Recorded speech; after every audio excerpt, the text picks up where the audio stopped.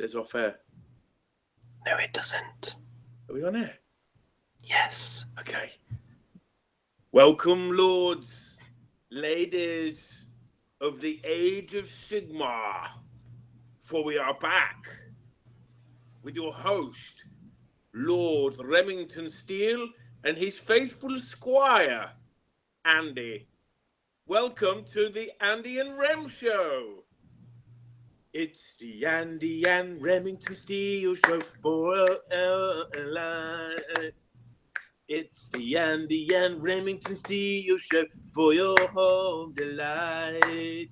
Yes, we're talking about Age of Sigmar and everything else that is cool. We're talking about Warhammer Fantasy. It's easy to learn the rules. Hey, it's the Andy and Remington Steele Show on a Tuesday night.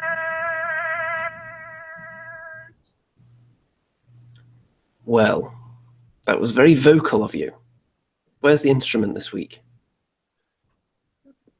Hey, I just thought it'd be nice to do an a cappella version, man. And people might notice that you're in much more high definition than usual. What's going on with that? High definition? I'm on my iPhone, funnily enough. Is it true that you left your computer in a very safe place in your limo on the way here? You were actually attacked by a legion of fans outside the Andy and Rem Show studio, and you were forced to leave it in there and flee to escape with your life. Is that true? Well, it is true that lots of fans of this show get to the chat before me. How that's possible, I don't know, but they obviously get the links before me. That's true, if completely unrelated to the question, which you're dodging quite masterfully, so I'll let you get away with that one. Just notice I've got Rune Lord Brass on my lips, so sorry about that. What have you been doing? I've been trying to paint this flagellant. And You've been doing more than paint it by the sounds of things. Anyway, folks, welcome. The Andy and Rem Show episode, I think this is 87 now. And Mr. Remington is back after his absence last time, which I'm sure was for perfectly legitimate reasons, which we're not going to go into, because I'm sure they're not good enough for our audience to accept. And you should get your priorities straight and know that these people, this adoring viewing public, should be more important to you than just about anything else. Are you talking to me? Yes. Oh, sorry. Sorry, guys. But I'm here now, and I've got some magic to share with you tonight. Some of you who have heard about some of my weird and wonderful inventions may be familiar with some of the more famous items on the roster of the Remington think tank, but we've got a very extra special one to show you later on in the show. I think it's going to be a game changer. Can I just suggest, by the way, that you actually develop a real Remington think tank, which is kind of like a steam tank, but if it rolls a 1, it just completely explodes. I think you can get on board with that. Shall we see who's in the audience tonight? Let's see who's been commenting away in the participants page. So it's quite packed, actually. We have the likes of friend of the show, Amy Snuggs, Arnold Poole, Audrey Keith, Bazooka J Rambo, Charlie Banks, Demon _Lizard _from _outer _space, friend of the show, Gloomready Gaming, Graham Rigg, Mark Harvey, Mickey Jenver, Mirkwood, some chump named Remington Steele is in there, Skeleton Flower, Spencer James, Thomas, just Thomas, Newbie, and Warlander TV. So new names popping up every few seconds as well. There's Team Pullen, another new name. So, Mr. Rem, I'm sure you've been feverishly following along. Even during your absence, I'm sure you watched this show, the last edition in its entirety, as we pored over some war scrolls in intimate detail. And I'm sure that that tactical knowledge, particularly that on the forces of Khorne and the Bloodbound, has seeped into your brain and found a little recess where it's just going to rest until you next put those Khornate warriors onto the table, and then you're going to be able to use all those wonderful tactics that we gave you, free of charge, mind you, to turn the tide of battle against the Golden Warriors of Sigmar. Is that true? Well, I'm very flattered you dedicated the show just to me. I thought the show was made bearable by the guest Stu. I think he did a fantastic job. However, the host of the show wasn't so entertaining, a little dry for my liking. However, thank you for that. Yeah, the information did go in and out, but luckily I live in a basement flat, so there's not many places where it can go. So I'm sure when I need that information, I can find it. So thank you. Just put a funnel up to your ear at night and it'll find its way in there again, and then you can harness its true power, the tactical genius that was spilt out across the internet 2 weeks ago. Let's go with yes. Yeah, I love it when you read War Scrolls, Andy. Well, it's funny you should say that, actually, because I don't know if you know this, but I've got a big, giant pack of War Scrolls right here. It's like you're reading this, isn't it? It's just open up. Look at this. Oh, please don't. That War Scroll goodness. Yeah, wow, they look really big. Ladies and gentlemen, you might have noticed that Andy put out on his channel a video about whether those stat cards were big enough to read. That's what this hobby's come to. Yes, I thought it was a very important topic that someone should cover, and I took it upon myself to do it. And the analysis determined that they aren't too small to read unless you have terrible vision, but it's not ideal if you're somewhat tall, like many wargamers are, leaning over a table that's around about waist height. You do have to lean over a little bit if you have decent to semi-decent eyes. If you have really poor eyes, then you should not bother with these regardless, because the text is very small. But I can read it at this kind of length, not quite at full arm's length. It becomes a little bit of a struggle, but closer than that, and it's definitely all right, I would say. Well, all I can say is that's 15 minutes of my life that I'm not going to get back. I don't think it took 15 minutes, that video, unless you watched it 3 times, because it was so entertaining. I did watch it twice, to be fair, just to check if it was really necessary or not. But thank you. What was your conclusion? My conclusion was that Games Workshop will never release cards to the factions that I actually have or would want. Well, you'll have to wait for one of these new armies to come along that's to your liking, won't you? And then they'll have the nice shiny new cards. And maybe you'll actually get new dice as well, which is something the Kharadron Overlords are sadly lacking. New dice? Oh. Power cut. Yeah, it's not a full power cut, thankfully. The light just went a little bit crazy, and now it's blinking slightly. So it's kind of a... Oh, there we go. I thought we were going to get in kind of a pre-Halloween special there, several months in advance. Well, no, there's no reason to change my dice. My skull dice are legendary, and they get extra bonuses when rolled at Warhammer World. That is true, actually. The extra bonus usually results in them just rolling even more ones, though. So, yeah, they did well last time, though, in the game that has been immortalized in a battle report where we teamed up. That's and brilliant. We managed to squash the Duardin. That was a great game, man. I really enjoyed playing the Elvesies, and it was very kind of your. Was it what did you play? Stormcast. It was the Stormcast and the Wanderers versus the Dispossessed and the Fireslayers. It was nice because your Stormcast formed a kind of a meat shield for my elves to just sort of, be the kind of the finesse in the army, taking all the glory of the kills. Realistically, that's how Stormcast should fight, really, considering they're somewhat immortal. They should be on the front lines, really, while all these poor mortal souls, like the Devoted of Sigmar, that I know you've been working on, just chill at the back a little bit. Although they don't want to scratch up that golden armor, so maybe they can sacrifice a few flagellants first. Without any further ado, I think we should look at the GW website and see what's new and shiny this week. Oh, wow. Let's do that.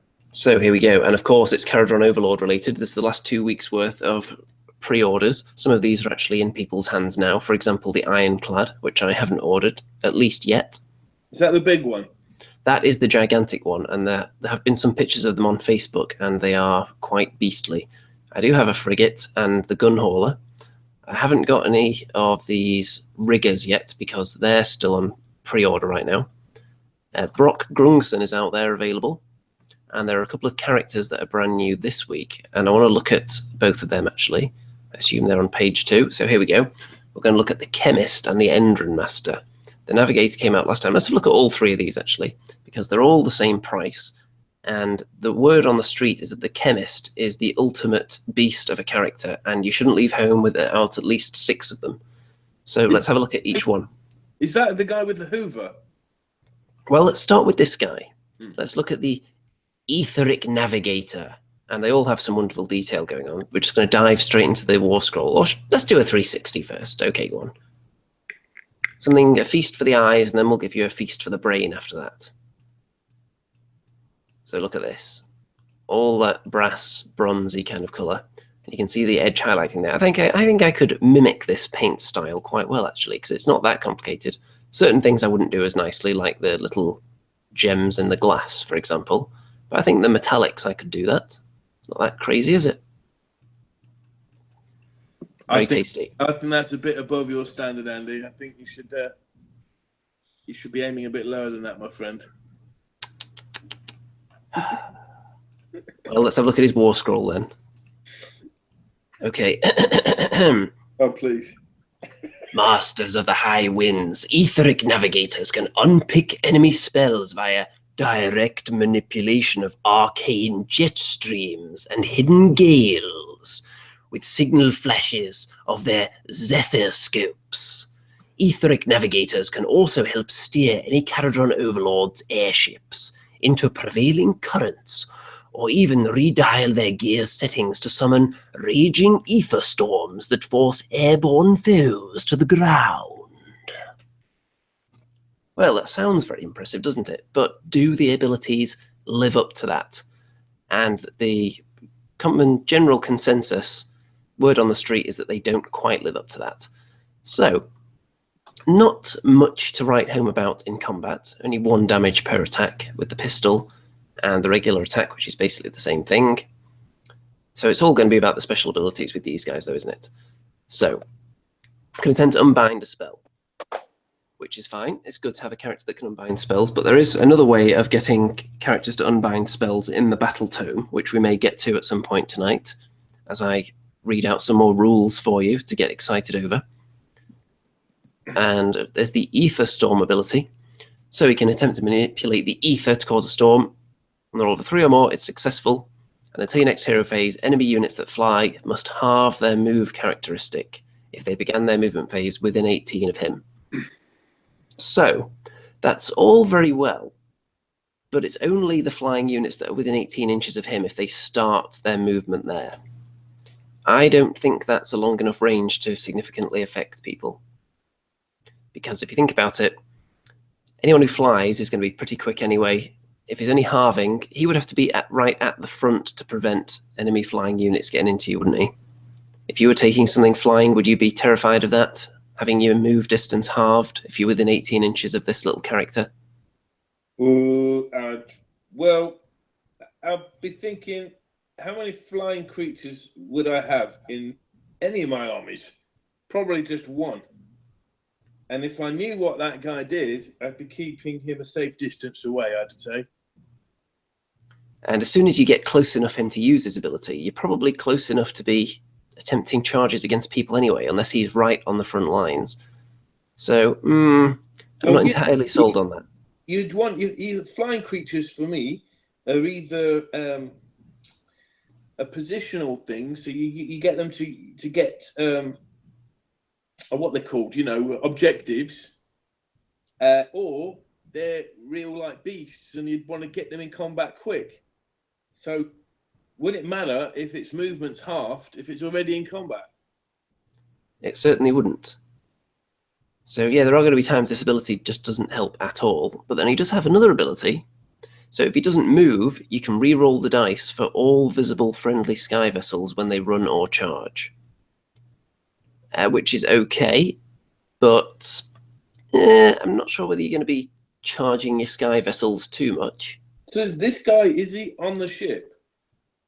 He will not be able to use his ability if he's embarked on the ship, as far as I'm aware. I mean, can you actually, fit him on the ship? He could ride in one of the ships if he wants, but I think he would have to disembark before using one of these abilities. Okay, and that But you do disembark in the hero phase, I believe. So you could drop him out of the ship, and then he wouldn't have moved in the movement phase then. So you could then re-roll the run and charge distance for that vessel. So you bring him with you until you're within striking distance, then unload him, and then he plots a course, surveying the land, and you can re-roll your run and charge. So he definitely has his uses. I'm not sure he measures up to some of the other rules that we're going to see, particularly on the Chemist. If anyone else has any thoughts on this guy, then let us know, because maybe someone's spotted something I haven't here. Someone did say they like the Navigator. Warlander TV is a big fan of the Navigator. He didn't really give any reasons why. They're completely safe in their ships until they disembark. They are completely safe unless the ship gets blown up. And then what? And then on the roll of a 1, they will just die. What? So their ship blows up, and they're probably going to survive that. Well, 1 in 6 models aboard the ship are probably going to die. All right. What happens if they don't die? Then that's it. They're just fine. They survive. What? And then you place them on the table? I believe so, yeah. And if you think about it, they all have this ether magic and ether power in them. Even the regular guys have the little backpacks full of the stuff. So you could imagine it would give them like an emergency flotation, perhaps, to get down to the ground. I don't know whether that's in the fluff. I'm just completely making that one up. Anyway, let's have a look at the Endrin Master. So what do you think of that guy's hammer? Yeah, that was pretty cool. I mean, listen, I don't know how a guy that size can wield something so mighty and have like a giant magnet anvil on his back. A giant magnetic steam anvil on his back and a hammer that is bigger than he is. So, like, basically that helps him lift the hammer over his head because the magnet's sort of pulling it back. Presumably. I like how it has a little gauge on the side of the hammer there. I think this one, it would look better if it was on some kind of plinth. You know, if he was like up on something. As he is like on the floor, he looks a bit stunty. Well, I'm sure that is the idea. Let's have a look at his waterfall. I know this is a bit shorter, this one. True geniuses of Kharadron Endrin craft. Endrin masters can repair or shore up even the most battered of airships, powered by their ether-fueled Endrin harness, and Endrin master's ether might hammer and welding ray beam are just as useful at wreaking devastation upon their foe as they are when conducting mid-battle repairs. So, this is the guy that repairs stuff. Now, his attack, it's a pretty tasty one. It does D3 damage, so that's his missile weapon. And then his regular melee weapon, that has 3 attacks and D3 damage. So this guy's more like it for your combat prowess. Although his save isn't as good as the Navigator. This guy's only 4+. But I do like this guy. I think that hammer would cause some serious mayhem there. Hitting and wounding on 3s, D3 damage. I like the sound of that. And that's just combined with his abilities, which are quite tasty. So, in each of the hero phases, he can repair a single sky vessel within 3 inches, or the one he's embarked on, and that immediately heals D3 wounds. So if you're shooting down my sky vessel that's got the Endrin Master on it, as it's making its way towards you, it's going to heal up D3 wounds in addition to whatever other healing abilities it has. How many wounds does it start with? Well, the vessels have quite a lot of wounds. I think the big one has about 18. Bloody hell. Does it as it gets damaged? They do. Some of them get worse as they get damaged, but not the small one, not the gun hauler. But healing up D3 wounds, very, very handy ability. And it's handy that he can do it while being embarked on the ship as well, because many of the abilities aren't in effect while you're embarked, but this one clearly is. And even when he gets off, as long as he's within 3 inches of it still, then you can still do the healing up. Bazooka Jarambo doesn't like how GW called them Endrins instead of using the word engine or engineering. It makes it sound Jamaican. Would that be a problem if the Kharadron Overlords sounded Jamaican? I don't see why. I would think a Scottish/Jamaican accent would be funny. Because like dwarves are always meant to be like Yorkshire / Scottish, aren't they? Traditionally, yes, they usually are. It would be interesting, though, if maybe in some of the new audiobooks, has anyone heard any of the new Duardin voices in any of those? Boy, do you think there's going to be a book, a Kharadron Overlord novel? I don't see why there wouldn't be. Think of all the tales you can have about them flying through the skies, collecting ether gold, fighting off bloodthirsters. Well, I only say that because it seems like the only books released are really, I think 90% of them have been about Stormcast, with one based on some Chaos ones, so that's about it. I'm sure there'll be one. Oh, there was a Sylvaneth one, wasn't there? Yeah, there was a Sylvaneth one, that's true. Have there been any Fire Slayers books yet? Oh, yes, there was a Fire Slayer one, but they come out with the release. So I don't think there will be a Fire Slayers, a Kharadron Overlords one. Otherwise, they would have put it out by now. We'll see. Anyway, he does have another ability. His harness is supercharged. So, if he uses this ability, roll a dice. On the roll of a 1, he suffers a mortal wound. On a 3 or more, the damage characteristic of his hammer becomes 3 rather than d3. So I like the sound of that. He's already got 6 wounds, so he can take 1 wound without worrying about it if that's going to come up. If you roll a 2, nothing at all happens. And then on 3 or more, which is going to happen more often than not, then suddenly you're just guaranteeing 3 damage with each attack, which becomes very, very, very, very tasty then. That's cool. That's going to half kill a hero, isn't it? If you're taking sky vessels, which most people will be, then I'm not going to say he's a must-have, but he's definitely a tasty one. If you're going to have a combat unit, hanging him around with them and repairing their ship while they're being transported into the fray is a good idea. I know I'm definitely kitting out one of my Arcanaut units with the pikes, so he might hang around with them and go into combat with them and provide some much-needed punch, dealing out some serious damage there. So I think he's a good choice so far. I prefer him to the Navigator so far. It all sounds good, but these things, they must be quite expensive point-wise, because they sound a bit like... Well, do you want me to tell you right now how many points they are? Because I have the book right here in front of me. Go on then. So, let's see. Okay, the Navigator is 100 points. Where is the Endrin Master? The Endrin Master is 140 points. Yeah. And we're about to look at the MVP in a minute, the Chemist, who is actually... The next one we're looking at is only 100 points. So keep that in mind when we're talking about his rules, because I think you'll agree he is amazing. Do you have to take one of the ships with you? I don't think you have to take sky vessels, but I'm sure most people will. And what, they've got to cost like 500 points, right? The really big, expensive one is almost 500 points. The other two are cheaper, significantly. Right, okay. This is the guy with the Hoover you're talking about, isn't he? Like this big vacuum cleaner. Yeah, it's like kind of like a radar, a radiation detector, isn't it? He's definitely got something going on there. I like him. He's cool. What's he called again? The Ether Chemist. Ether Chemist. So, you may have noticed that the title of this episode was Chemtrails, spelt like him, because he is undoubtedly the character everyone loves. So, here we go.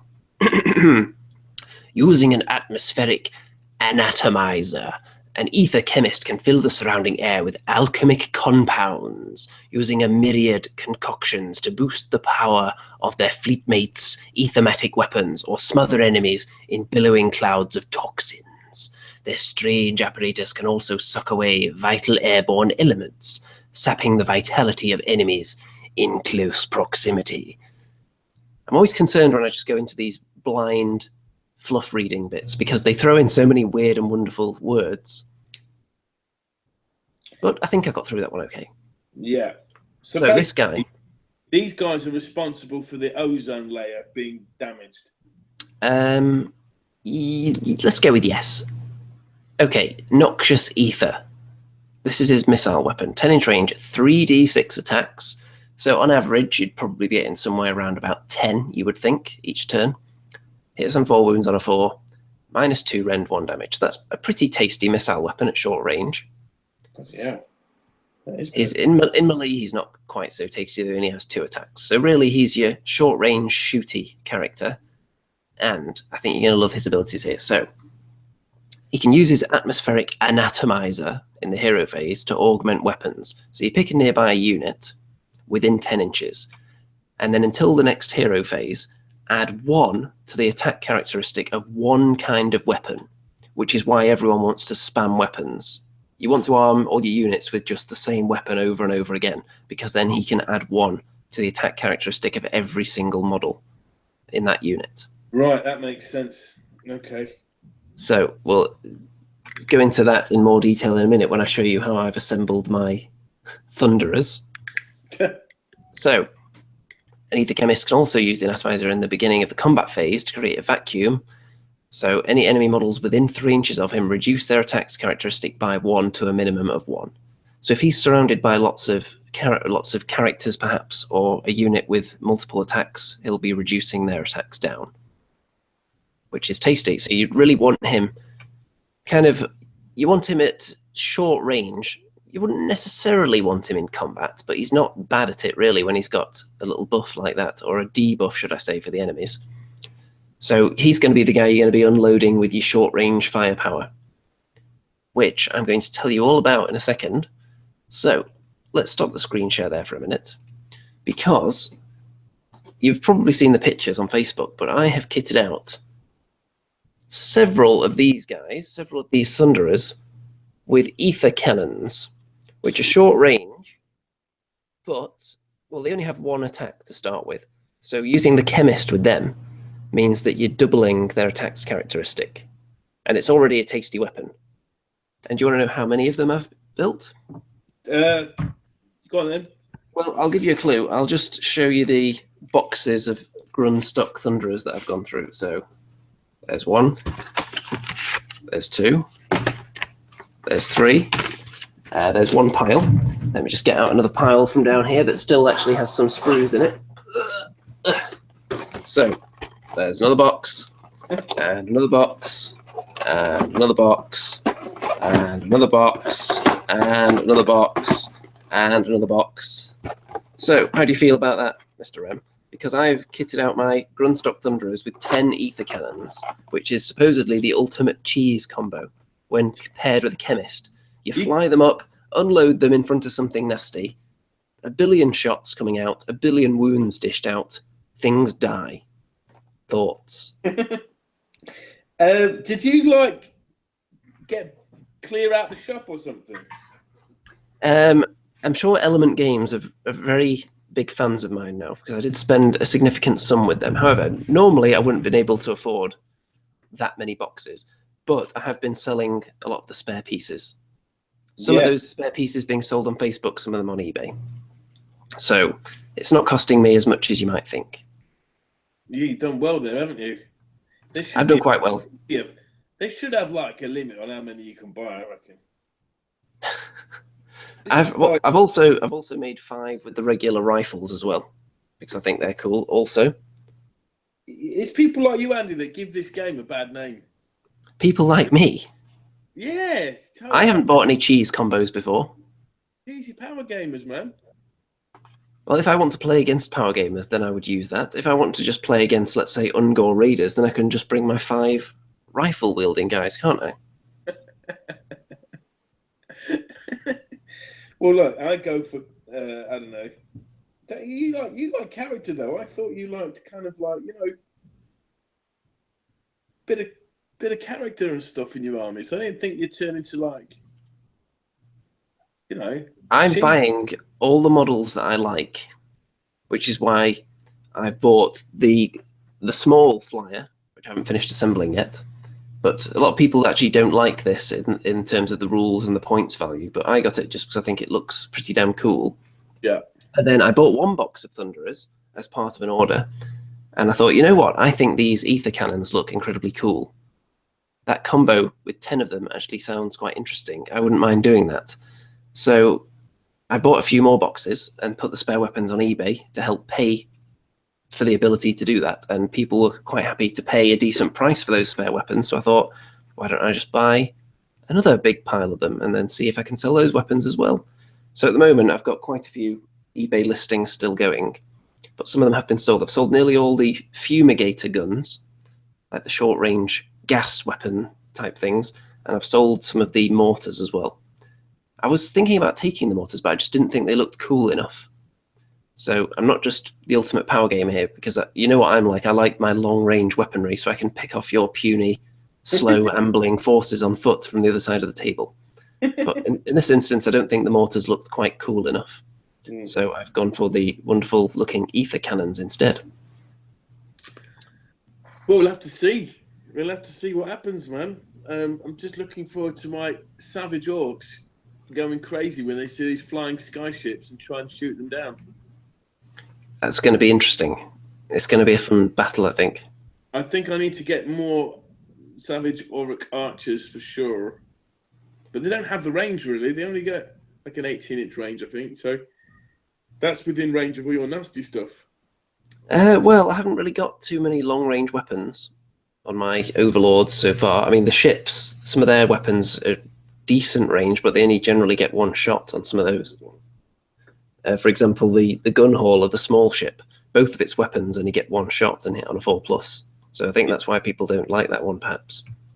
So, is there anything you'd have liked to have seen, or you would like to see added to this faction now? You've seen a lot. Well, it's an interesting one, because there are certain things I think that would look cool that perhaps they're not going to include in this particular range, because they're clearly kind of steampunky kind of dwarves, but they haven't got any really big suits. The biggest one, as far as little infantryman, is probably the admiral guy, who's only been sprayed white so far. I haven't got any further on him. So he's fairly beefy, but I'm talking bigger than that. Like walking suits, but they're not really about that. They're about flying. So I'm not sure what else they could do flying-wise. They've already got the small gunships. They've got the medium semi-gunship, semi-transport ship. They've got the giant transport ship. I'm sure they'll be able to come up with something else eventually, but I think this will be it for now. It's kind of a Fire Slayer-sized release at the moment, isn't it? The amount of units that have come. The way I ask is because there was like, when people were talking about like new dwarves and steampunk dwarves, they were hoping or thinking about some kind of like dwarf golem, weren't they? I would imagine that if there's another set of Duardin, they would perhaps get some kind of ancestral golems. That seems to be what people think, isn't it? That eventually there will be another set of Duardin. But you would hope to have some elves maybe before then. Yeah. I'm sure you would hope so anyway. I'm not too bothered about elves. What about some kind of sky giant? Fishmen. Yeah, I don't know. Do you think there'll be fishmen? Well, if they keep joking about it enough, demand could swell, and then eventually their hand may be forced. Yeah, I mean, I guess like when the world ended, all the dark elves that were left sort of probably just fell into the sea, and the high elves. So they could have like the ones that survived became one with the ocean, or they met some like mermaids, and like the mermaids took them to their underwater kingdoms, and they kind of got together and bred some mer elves. I have a feeling that GW are typing out an email to you as we speak, offering you a position.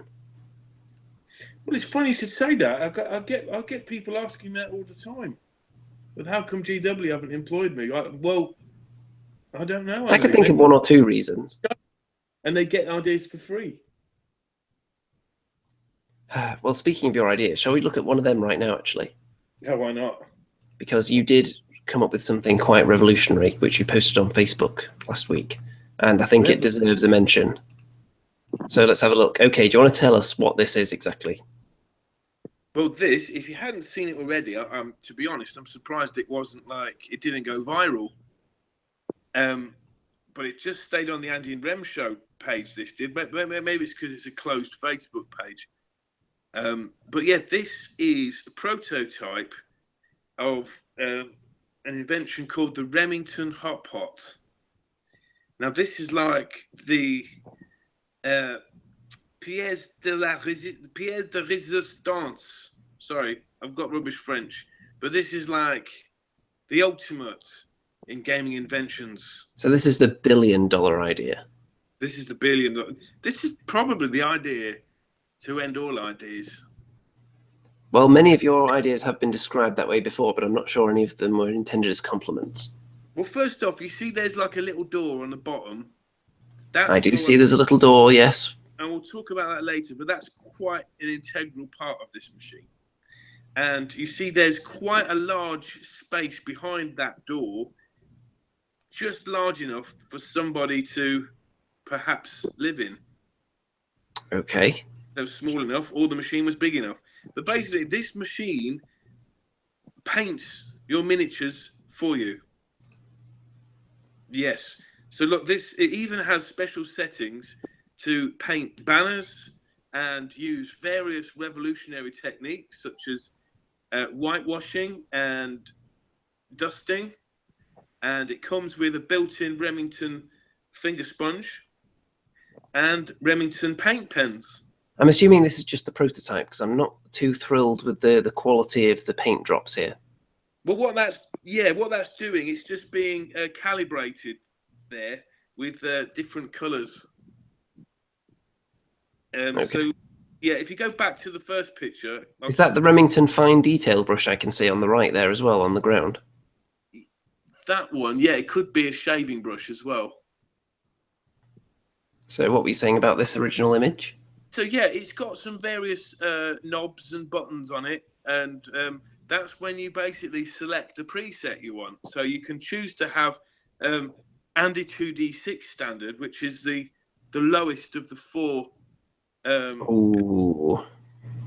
in the prototype machine, and then it goes up to tabletop standard, professional, and finally Remington's finest. So put a regiment, an army, or a hero, select your setting, and there is one button that I would recommend you don't press, but it's one of them buttons that everyone's going to press anyway. And what happens is you get the Mickey Genva button, and that. Oh, well, I think we'll get to that because look at this image here. So, I mean, what's going on in this picture right here? Yes, behind the door, you have a person. Haven't quite thought about how to invent a robot, so it's going to have to be a real person. And that's going to be, well, first off, we thought of Amy Snuggs, and she liked the idea, so we're going to nominate her to live in the prototype Hot Pot, and she will paint your miniatures. It doesn't look that spacious in there. I can't imagine it would be very comfortable if you need to get up and stretch your legs now and then. Doesn't need to. All you need is enough room to paint and to listen to this show. So there's obviously like a 24-hour podcast of the Andy and Rem show to inspire them and to keep them going. Maybe it just plays the Forest of Rem on endless repeat. There's worse things in life. Definitely worse things in life. So as I said, how does the food get in? Food. That's food is not necessary. We have liquid protein inside those tanks that the painter just sucks on. Look, it's every painter's dream. I mean, I've heard many professional painters say, "I wish I could just paint my miniatures. I wish I didn't have to go to work or look after my family or like live a normal life. I wish I could just like paint." So this machine accommodates those people. Okay, then. So are you thinking about rolling this out all the way across the world and just employing all the various professional and semi-professional painters out there to sit inside these things? And when I say employ, I mean imprison. I haven't quite thought of that because obviously it's going to be quite expensive to actually buy them because effectively they'd be living slaves. Effectively, yes. Yeah, so I'm just figuring out a way that the hot pot can actually work if it's unmanned. But at the moment, you haven't reached that stage in the technology. Not yet, but I mean, obviously, you develop the shell of an idea first, don't you? There is one other image, though, which you revealed as well. And so what's going on here? Because this doesn't look like the same machine at all. Well, this could be a what the hell is that, really, couldn't it? Now, this is what happens when you throw various miniatures into the machine and you press the red button, which is the Mickey's Enver button. So what happens is your miniatures become tainted with a Slanesh curse, and so become mutated and turn out into something like that. But of course, that's just one example. They could look like, well, anything really, an amalgamation of things. But I thought Mickey Genver would like that, especially. It's basically the chaos button. All right then. So I'm not sure it's quite a $1 billion idea. I think it does have a value attached to it, and let's see what the audience think. How much do you think that idea is worth? The Remington Hot Pot, with a living painter inside it, feasting only on Remington's patented liquid protein, I think he described it, and just painting miniatures all day, every day, non-stop. Never getting out of the pod ever again. I mean, the pod has, it can look after all your bodily functions as well, so you literally wouldn't have to get up from the chair. I'm sure there are one or two online gamers that would love that. And it has daylight bulbs in there, so you wouldn't even need daylight. So you could put your Remington Hot Pot in your basement, and no one would complain. Well, so we've had a couple of suggestions for the value of that idea. Bazooka J. Rambo says $500 million, which is still a significant sum. Maybe not for A-listers like us, but for everyone else, that's quite a big deal.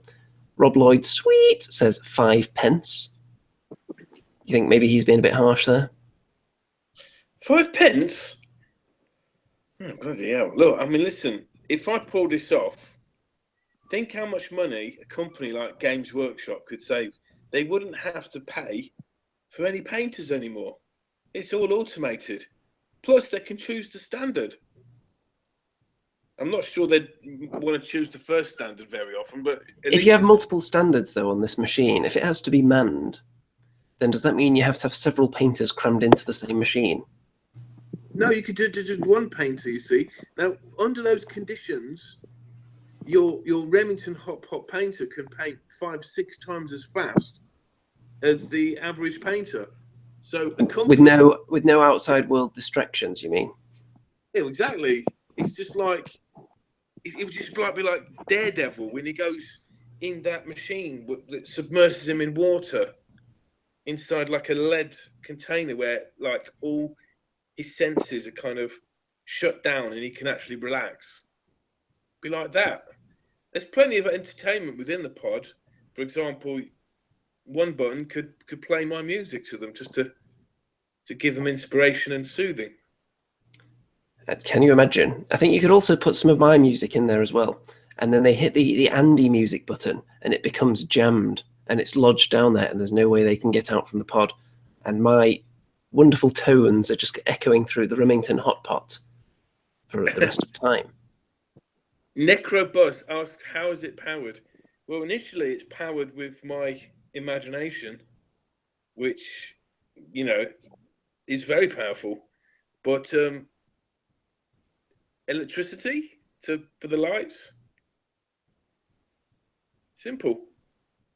Simple ideas are always the best, I find. Anyway, I think it needs tweaking, I would say. So a bit of streamlining of this idea. I think it as a core concept, then it's got legs. I think it just needs a little bit of work here and there. Drunken Deer says it's powered by the screams of Rem's school children. The screams because you've made so much money from the hot pot that you're not going to be teaching them anymore. No, that would be laughter. That would be joy. No, I think screams by... No, I like that idea, though. It's good. If I could... Yeah, that's quite a nightmarish invention, isn't it? But still, it's no worse than the nuclear bomb, is it? If you could harness power from the despair of school children and then use it to power your basically paint slave machines, that is quite a nightmarish scenario that you've just conjured up here. I'm liberating wargamers from the real world. That's definitely one way of looking at it. Look, think of someone like, all right, let's take someone like Vince Venturella. if he could sit there painting and talking hobby all day, he would be in heaven. I think that's what he does anyway. He's about there anyway, but if he didn't even have to work and travel, and if he didn't have to take care of any of his bodily functions because you've set it all up within the pod to see to his every need. I've took care of everything. So someone like Vince, imagine how his paint standard would be raised. He'd just be in heaven. So it's worth a shot, this invention. If I can find a couple of willing painters, we can make it happen. Okay, I think there's definitely got potential, I would say. I think you're just a bit miffed because it's not orange. Well, there could be an orange one. I'm sure that would be vastly more popular if it was orange. Because people would suspect that it's the higher standard model. It's the new version that's been upgraded. Yeah, so there you go. The Remington Hot Pot, I think it's another one. It's at the top of the Christmas tree, that is, surely. Right. Well, there is something else to look at right now. This isn't a $1 million idea, certainly not one of ours anyway. But what do you think of this? The White Dwarf in Space Marine armor with a pint and a goblin inside a cake. Yeah, they're cool, man. They're cool. It was brilliant until I saw the price. What is the price, actually? It was like about 25 quid, wasn't it? Well, it's a little diorama in itself. It's not just one model. Listen, I want £10, £12, 15 maximum. £25, come on. You think that's a bit much? It is a bit much. If it was like bigger size, then yeah, but it's only 28mm. I don't know. He's definitely more Space Marine, isn't he? Than he certainly is. He's quite Space Marine-y, but the dwarven beard, of course, has quite significant danglage almost all the way down to the floor. And I don't think a Space Marine could grow a beard that long. No. Yeah, so it's a big thumbs up from me, but a big, like... Thumbs down on the price. Thumbs down from your wallet. I don't get it. Okay. So they're obviously like collector's items, aren't they? There are people out there that have got every single version of the White Dwarf in existence. I think there've been about 8 now. There've been quite a few over the years. Sorry to interrupt, Andrew. I've just seen on the chat that Mickey Genva has volunteered to be the pioneer of the Remington Hot Pot, saying she's put a picture up showing she's small enough to fit in the machine and added it to the Hot Pot post on our Facebook page. So, you know, if you'd like your miniatures painted by the wonderfully talented Mickey Genva, then maybe you could get your hands on not only her, but the very first Remington Hot Pot. I think we could actually set one up in every town centre. You know how they have like photo booths where you can get your passport pictures taken? You could set up next to those and people could just put their armies in on a tray, go and do their shopping, come back in a couple of hours, put in the password for their army, and then it just comes out fully painted. Absolutely. And, you know, they'd get that sense of ownership over the paint job as well, because they've kind of invested in the machine, which has produced the finished paint and battle-ready miniatures. So, well, let's refer to the chat, actually, because I mentioned fishmen before, and a few people did just scream fishmen. I'm assuming they were screaming because it was in all caps, including Mr. Tabletop Minions and Newbie. Both had a go at fishmen. So there is a lot of talk that fishmen are a real thing. Skeleton Flower thinks that they're not a joke, and they will in fact be releasing fishmen at some point. I'm not sold on that, but it would be interesting. How they would differ from lizard men would be, obviously their anatomy would be slightly different, but since there's already a kind of slimy race, I'm not sure they need another one. Although if you think about it though, the Seraphon are just the Slan's memories of lizards rather than actual lizards. So maybe if the fishmen are real and not just someone's dreams, that would differentiate them sufficiently from the Seraphon. do you remember a film called The Creature from the Black Lagoon? I believe so, yes. Do you see the fishmen more like that, or do you see them more like mermaids with tridents? or mermen? It's an interesting one. What I kind of envisage, I think if they move slightly away from fish and maybe they have a separate branch of slans that abandoned their old ways and went off and became gangsters. Have you ever seen Hell Comes to Frogtown? Can't say I've seen that one, Eddie, no. Okay, there will be someone in the chat that has seen that, definitely. The frog people in that, if they made a race of those, that would seriously tempt me to spend more money. Well, the first slan back in the day, when they first started making them in the sort of early to mid 1980s, they were like more human-like, with fish faces, webbed hands, and they did ride cold ones as well.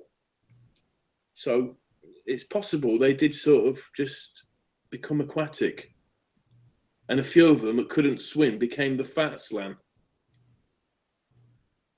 Bazooka J Rambo has seen it. Skeleton Flower has seen it, I think. So, yeah, but it's not just me. Drunken Deer says sea slug men. Yeah, they haven't had slug people yet, have they, as a race? No, you can get slugs, though, from Cyborg War Games. They do a range of chaos slugs. Necrobus says crab people. Crab people. Crab people is a definite option that they haven't fully explored. Although I think the crab claw in itself is so tied to Slaanesh that I'm not sure whether they could have a separate crab race without it being Slaanesh influenced. Maybe Slaanesh was locked up for so long, and then when that particular Chaos God was released, they just went off in search of some new followers and turned them all into giant crabs. Or the god was driven mad in captivity and just recruited actual crabs and didn't mutate them at all, and just sent armies of just regular beach crabs into battle. If you're moving sideways, you can add +1 to your charge distance. You know what would be really cool is a giant octopus. Octopus man. Beast. Octopus man beast. Yeah. It could be really elegant.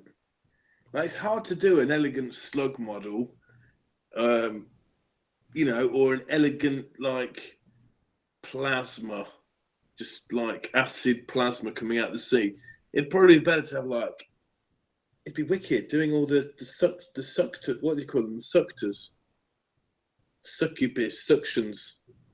Drunken Deer says, I want to see slug mucus enveloping some poor victim.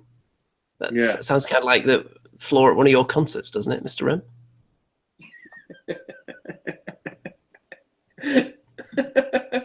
Yeah, you know, the Kraken.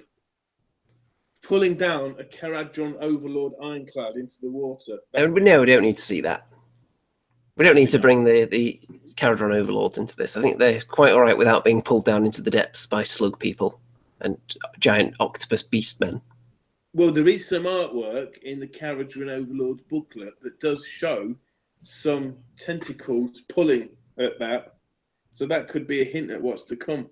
There is someone on Facebook in one of the Kharadron Overlord Facebook groups who's got some pictures of one of his sky vessels with a tentacle reaching up and grabbing it. So yeah, it's nice.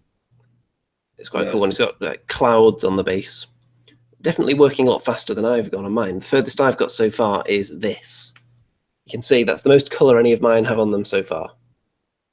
There's one of my Arcanauts who's just been sprayed white and then blue, pretty much. I think it's nice to show off your painted miniatures there, Andy. You've done a great job there. A great job airbrushing blue onto 10 Arcanauts, yes. That's the level 1 standard from the Remington Hot Pot right there, folks. I'm not sure people are going to be clamouring for that. Although base coating is an annoying stage for some people. Spraying with a spray can is actually quite annoying around these parts because it's very, very windy in this part of the world. So very grim, isn't it? Finding a time when it's not raining and also not windy can be difficult. So I'm doing 10 Arcanauts at a time. The first 10 I'm doing, because I've got 3 units of them, so I can have 3 battle line units in a 2,000 point game. and I'm putting the special weapons all together in groups of 3. So I'm doing the Skyhook unit first. So I've got 10 of them sprayed blue. And when I've painted them, I'm going to move on to another squad. I've resisted the temptation to paint 30 models at once because it's so soul-crushing and it just never gets done. So I think with 10 at a time, then it could happen. But I will need to clear some space on my painting table first, because at the moment it's infested with things like this. Flying bases with rocks all over it. You can actually see a good example of the kind of basing that I'm going for here. So it's sand, but it's got these rocks that are kind of the kind that you would have in like a fish tank or a flower pot or something. So they're going to be just rocks sticking out, and then the actual ground itself is going to be mainly brown with some grass on it, I think. So I'm fed up of just doing black and then dry brushing grey onto bases. I want them to look a little bit different, a little bit more alive, I think, the ground for these guys, with some rocks sticking out, of course. It's good to see you pushing yourself there, Andy. It's definitely expanding my basing horizons, because the last few armies have just been nothing but dry brushed grey and white onto black. Right, let me show you this, because I have some live Remington paint pen action to show you. Yes, this is Remington Mobile on the move. So let's get the camera focused on him and see if he can hold it still enough to focus on any of his miniatures, shall we? Now check that out. Can you see that? Yes, we can. This is much safer than you screen sharing, by the way. Now, how awesome is that? That is the Remington paint pen, guys. Minute detail which you just cannot attain by using even the smallest of Games Workshop's paintbrushes. Look, there's my finger. Look at that writing. How did he create that, you're wondering? Subliminal messages on your models. Oh, I can't even see that because the shadow. I'm not sure it's that subliminal when it just says Andy 2d6 must die. How is that subliminal? That's very much in your face as far as messages go. Yeah. Okay, sorry. What about this then? What about this guy? This is what I'm working on at the minute. And look, I've done... Look how neat you can do the handwriting with the Remington paint pen. Sorry, it's a little bit in shadow because of the light. There you go, look. Our quest has ended. Hold on, what does it say? Can you read your own handwriting? This is not a great endorsement for Remington paint pen if you can't read your own text. Okay, I've done. Yeah, our quest has ended. All is. The quest had ended. All is lost. Andy 2d6 must die. Again, I'm not sure how subliminal it actually is.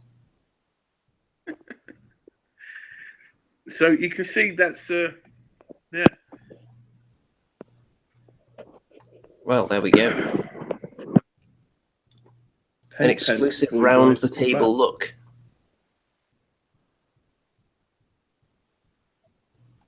So I've nearly 10 flagellants painted. I've got another like 8 or so to do, and then I'm not going to do any more of those because I'll be bored. How many points have you got for your Devoted of Sigmar at this stage, with the wizards thrown in? Wizards, yeah, I've got the wizards. I'm going to have Volkmar the Grim on an altar. I've not even read the rules for it, but I'm sure it gives them some special buffs. Well, I'm hoping it does. Otherwise, I'm going to have to invent my own rules. Basically, to make sure that I beat you. I think you will have to invent quite a few rules to ensure victory over me. It's not something you accomplish often, has to be said. That is a complete lie.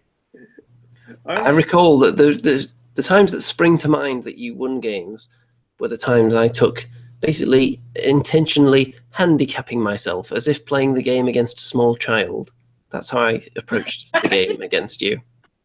That's lies and heresy. How can you say that? Well, you can believe what you like, but I think the world knows the truth. I'm so offended, man.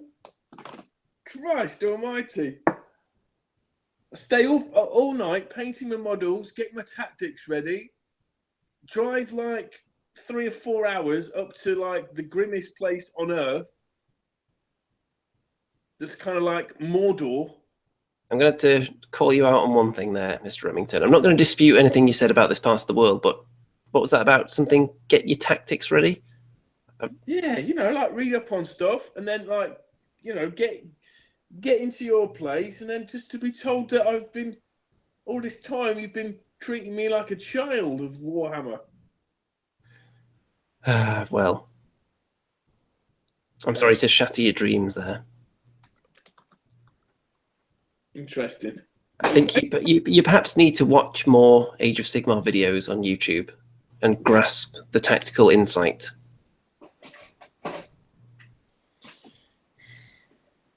Tactical insight. Yeah, this show is full of tactical insight, usually when you're not here, it has to be said. So I think if you watch the 2 weeks ago, that episode, you watch that over and over again, and I think you will definitely learn something, and perhaps you'll be able to make it to turn 3. What do you think? I'm not sure, but listen, Drunken Deer's just gone with some good news. The war altar is absolutely bonkers on the battlefield. It has 20-inch range attack that can do potentially 18 damage to chaos keyword enemies. So we just need to update your cards to include the word chaos, and then we'll have some fun. Yeah, if I turn my back and find that you've just scrawled the word chaos in crude lettering with the Remington paint pen onto all my war scrolls, then I would think something is amiss. Let's see, would there be space to actually write it on all of these? Let's see whether you've got space. Yeah, I suppose there is. If you look at the keyword section there's quite a bit of empty space on the bottom row there. So I'm sure you could fit chaos in there. I'm just going to have to keep them safe, aren't I? When the old Remster's around. You've had a bit of an insulting comment here from Newbie, actually. He says you do the tactics bit in 5 minutes that you use to brush your teeth. Who brushes their teeth for 5 minutes? That sounds like a really long time. I don't get it. Is that meant to be a short time? Have I got bad teeth or something? I think if you have bad teeth, it's probably because you brush them for 5 minutes solid. I think dentists recommend that you only brush your teeth for 2 minutes. Any longer than that, and you start messing them up. It might be because I just keep putting paint brushes in my mouth all the time to straighten them out. Well, that's your excuse for kind of that golden colour that you had on your lips anyway. Yeah. Or it's just I'm slowly turning into gold because of the ideas coming out of there. Like gold dust. Actually turn. That's my special rule. As I grow older, I actually get a bit better saving throw. Because you turn into gold. Yeah. Whereas I don't think orange gives you a saving throw. You become more of a target. It depends where someone's looking at you from, doesn't it? If you've got the sun directly behind you. Now, Andy, just before we finish up, because we've been on well, not that long, but I was going to talk about a post you put up where it's you and lots of war gamers at some competition, and you're talking about the fact that you are solely responsible for bringing fashion, a sense of fashion and style, into the wargaming community. Yes. By wearing orange. Did I tell you what happened to me on the way home from Warhammer World from our last game, actually? No. There was a lady on the train who was checking people's tickets. And as she was checking mine, she saw my orange attire. And she asked if I was wearing high visibility clothing. So she thought you worked at the train station, maybe? And I said, no, it's just in fashion at the moment. And then she said something along the lines of, oh, well, I'm old, I don't know about these things. So she actually thinks that orange is in fashion now. So if one person believes that, maybe she's gone home and told that to her family, and it's slowly going to spread like wildfire around the internet via social media, and orange will be the next big thing. What do you think about that? The problem is, Andy, you don't have a brand name. I mean, look, the Remington Steel is $1 million brand name, but I think I'm going to be struggling with Andy. I think you're going to struggle to actually get any kind of copyright for Remington Steel as a name, since you've stolen it directly from somewhere else. Yeah, but like what? What have I stole it from? Hold on, let me Oh, just put the camera on me so people can see my face expression. the 1980s Special Agent starring Pierce Brosnan. Yes, I would think that's the first thing maybe some people think of when they hear the name Remington Steel. They do, because the most catchy things are things that are, you know, make you. They sound a bit familiar. It's like hit songs. They sound like a bit like something else, but you can't quite put your finger on it. Maybe that's what's going on with GW. All their ideas, they just sound a bit like Remington's $1 Million ideas. It's not that they've ripped you off. It just sounds similar. Yeah. Well, my point is, like, I don't know if the orange thing works, but I kind of like it because I've been thinking of branching out, you know. I've been thinking of getting another outfit that's another ridiculously bright colour. But I haven't picked which one it is yet. If anyone has any suggestions in the audience, then drop them in there now. Of course, you've got options like neon green or blue or pink or yellow. Any of the really bright, just in-your-face, vibrant colours, I think would be fun. What about pink? That's definitely an option. But that picture you were talking about, that was at a Dead Zone tournament on Sunday, and everyone else was wearing just this sea of really boring and drab, just grey and brown and black, and occasionally a pair of jeans. That was the most colour that anyone had. And then there's me in the middle of it, just 100% orange, just standing proud like a beacon among this just bleh. So I think pink with a hint of mint, which I improve. So pink with a hint of mint. I know what you're saying. When you walk into Warhammer World, for example, the whole world knows you're there. And that's why everyone sort of runs for the hills. So it does work. It is visible. They run towards me, not away. I don't know. The photo evidence would prove otherwise. The photo evidence of us arriving at Bugman's Bar hours before the lunchtime rush, then yes. If you're taking that as the only piece of evidence. If that's your Exhibit A, then I think your case has got off to a bit of a shaky start.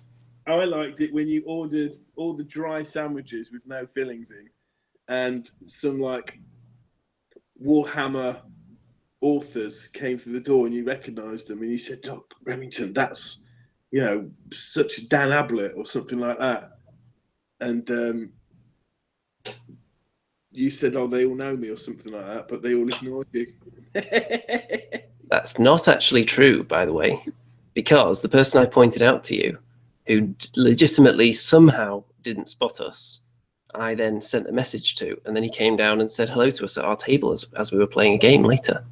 So that's true. And I saw him another time. He ignored me when I was on my own, but that's because that's not a surprise, really, is it? I did collar him and almost force him to tell me what new releases were coming. So I probably scared that guy a bit. You have a habit of doing that, don't you, at Warhammer World? Just cornering the staff and asking when the fishmen are coming out. Someone on it, Andrew Wade, said that you would make a good gaunt summoner, which I think is superb. You would, because he's very tall as well, so very gaunt. We've got a suggestion for neon yellow. Newbie suggested that. Skeleton Flower says pink or yellow. Maybe pink and yellow, like a really hideously painted Tzeentch Sorcerer that I did a long time ago. Had kind of pink and yellow patchwork on it, which was really awful. And I never actually finished the model, but it looked terrible, so that's probably why. So that's definitely an option. But yeah, I think other people out there in the wargaming community should strive to dress a little more boldly and stand out a bit. Because you've been to big gaming halls and you've seen just a sea of black t-shirts and grey or like beige black hoodies and so on. Where's the colour? You're a bit of a crazy free spirit. Maybe you're getting on a bit in years now and you're leaving that behind you, but I would have thought that surely the great Remington would be one for a bit of excitement and colour in his wardrobe. I've been through that. I've been through those stages, my friend. I've had probably every haircut known to man. I've had dyed blonde hair, shaved hair, long hair, plaited hair, ponytailed hair, pigtailed hair. Dreadlocks. Well, yeah. Yeah. That wasn't my finest hour. I think next time we should go through pictures of you in all your hairstyle glory, and then people can rate and see which one's the best. I think all those pictures have been relegated to room 101, my friend. We all know that every single picture you own is in the same folder. Don't try and lie to us. Bazooka J Rambo says Remington invents haircuts. Well, yeah, you could say that was the start of my sort of brainwaves, but then it's now I invent practical things for the benefit of wargamers. You invent wargaming devices and you just steal other people's haircuts now. Because weren't you accused of stealing Dreddy's haircut a few months ago? What? I think you were. Someone levelled that accusation at you in the chat a few months ago. Drunken Deer said, Rem with a big mullet. I did have a mullet. I was guilty, Your Honour, guilty. Well, I think we should end on a high and just have a quick look at some of the paintwork of the community members on the Andy and Rem Show Facebook group. So let's start with this one from Kai, and this is a Kharadron Overlord ship. This is the Grunstock gun hauler, and this is kind of a dark pink with the lighter pink edge highlighting. I think that looks very nice. What do you think, Mr. Rem? Yeah, that is like how Games Workshop do it, isn't it? It's quite similar, and that is actually the kind of basing, roughly what I'll be going for as well, with kind of brown with patches of grass and rocks sticking out. So I might use this as a bit of inspiration for the colours at the base there. Not so much the thing itself, because I'm going more blue than pink, but I do like the metallics on there as well. Very, very tasty. If I can get near this kind of standard, I'll be very pleased with my army. I'm surprised at how quick people have churned out this stuff, really.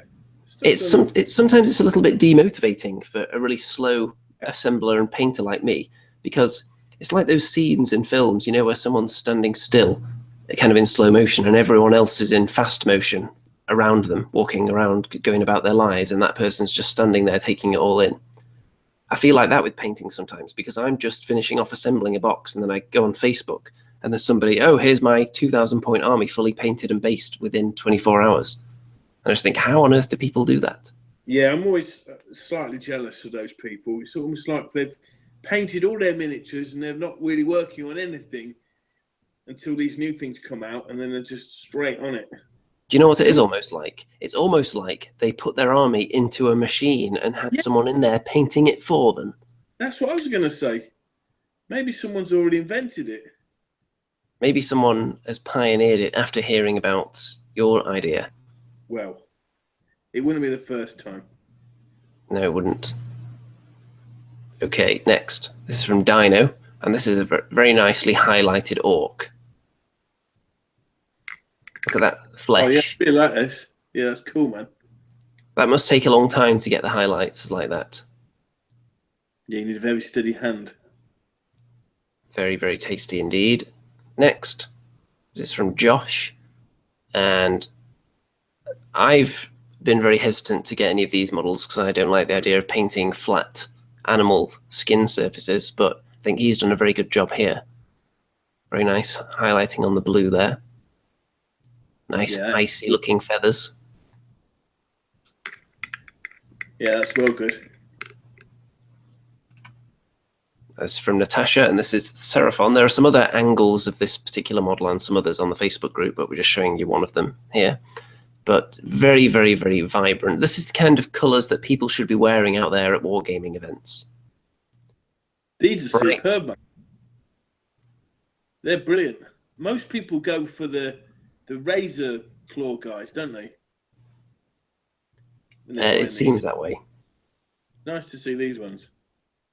And I like the wings. Very, very tasty work on there. Nice. It's almost like she's used a Remington paint pen there. She might have done, possibly.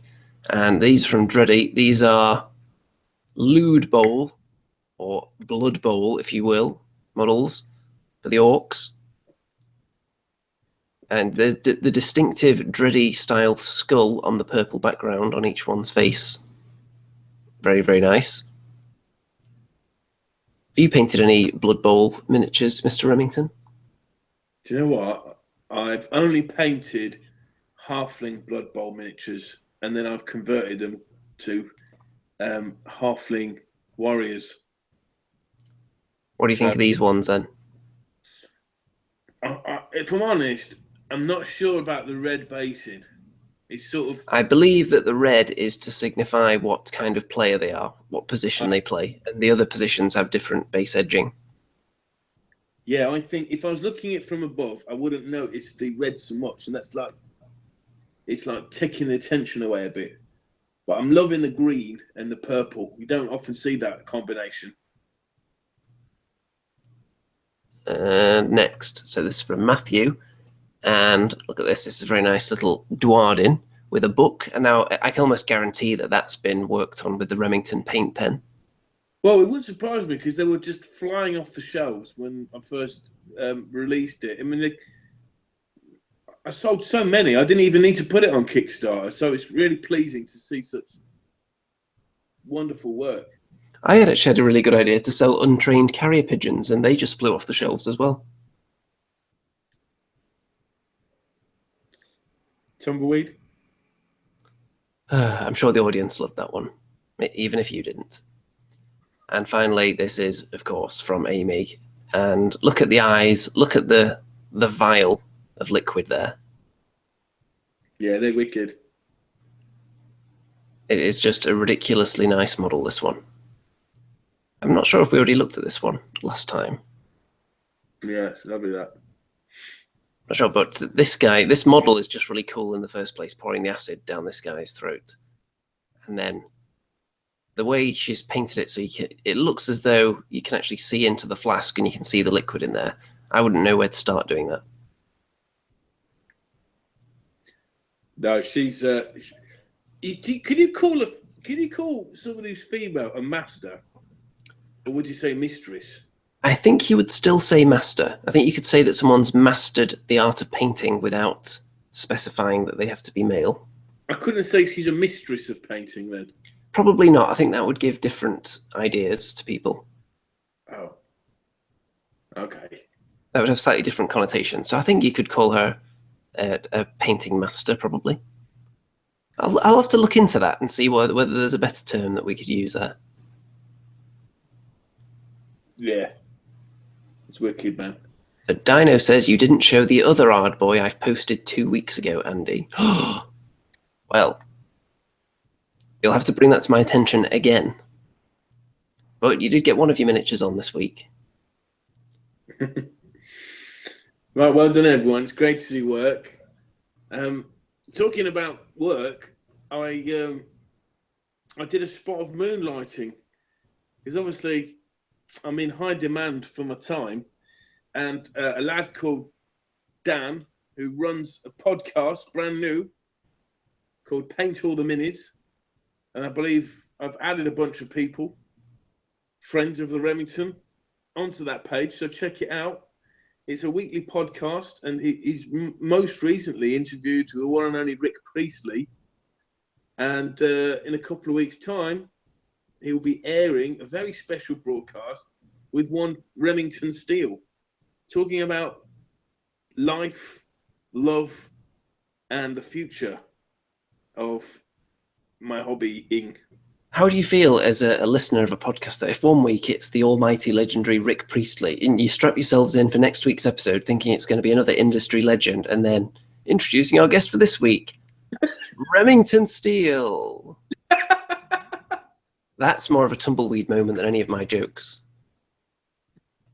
I did ask him. I did say, well, have you heard of Andy? He went, no, I've just sort of thought I wanted Remington because he seems like much more fun. I don't think that conversation ever took place. Although, just to compete with your podcasting career, I did actually appear on the Countercharge, mainly Kings of War podcast the other day, which you can find if you just type in Countercharge podcast into Google, and that'll pop up. we do talk a little bit about Age of Sigmar on there as well, and Mr. Remington's name does come up once or twice. So if you can't get enough of Andy and Rem just via the usual channels, then we are spreading our wings a little bit, branching out to bring you more of our juicy goodness across the internet waves. Okay, I think it's time to wrap this one up then. Yeah, so, now I think the audience, Andy, have demanded for a long time now that you, you wet your whistle a bit when it comes to singing. Because we've heard all the stories about you being this brilliant singer and stuff.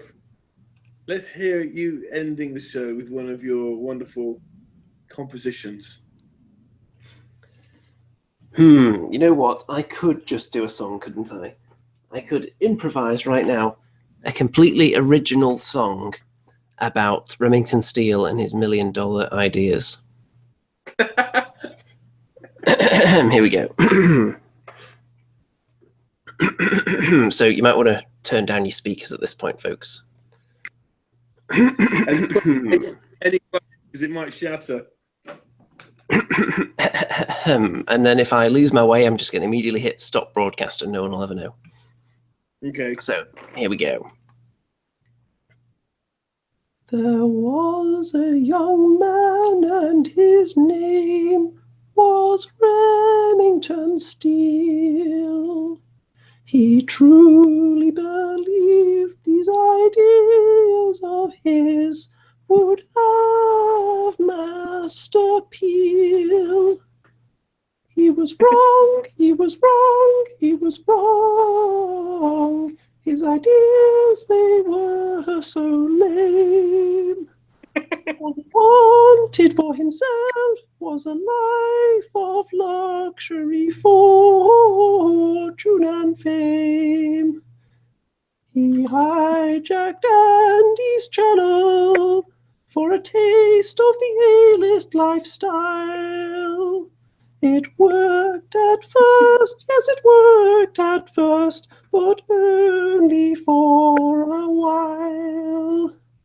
Soon the audience saw through this sham. Remington was C-list at best. And soon he was relegated to D-list podcasts, just like Rick Priestley and the rest.